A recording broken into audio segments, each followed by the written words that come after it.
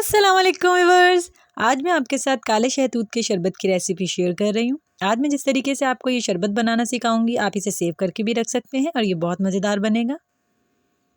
शरबत बनाने के लिए 125 ग्राम मैंने काले शहतूत ले लिए हैं। सबसे पहले हम इसका एक ग्रीन पार्ट उतार देंगे। इस तरीके से काट दिएगा, आप इजीली उतर जाएगा। सारे इसी तरीके से उतार दिएगा।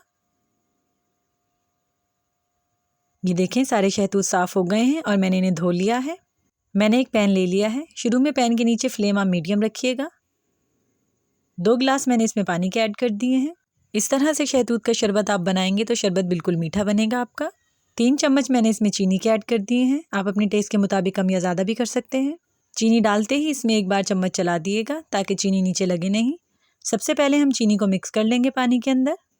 ये देखें, सारी चीनी मिक्स हो गई है पानी के अंदर। अब मैं इसके अंदर शहतूत ऐड कर दूंगी। शहतूत ऐड करने के बाद आप इसमें एक उबाल ले आइएगा और इसको कवर कर दिएगा 10 से 15 मिनट के लिए। और इसके नीचे फ्लेम बिल्कुल लो कर दिएगा जब इसे कवर करें तो। ये देखें, 13 से 15 मिनट हो गए हैं इसे कवर किए हुए। शहतूत हमारे नरम हो गए हैं पहले से। इस तरह से उबाल दिलाने से इसकी खटास निकल जाएगी और आप इसे सेव करके रखेंगे तो ये ख़राब नहीं होगा। एक जार में मैंने सारा शरबत डाल लिया है।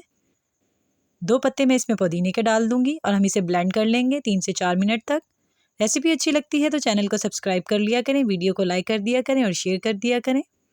ये हमारा मज़ेदार सा शहतूत का शरबत बिल्कुल रेडी है। आइस क्यूब डाल दिए हैं मैंने इसमें। इसे मिक्स कर लिएगा ताकि ये ठंडा हो जाए। और आप इसे सेव करके रखना चाहते हैं तो ऐसी बोतल में भर कर रखिएगा जिसमें पानी लगा हुआ ना हो और इसे फ्रिज में रख दिएगा, फ्रीज़र में ना रखिएगा, ये सेव रहेगा।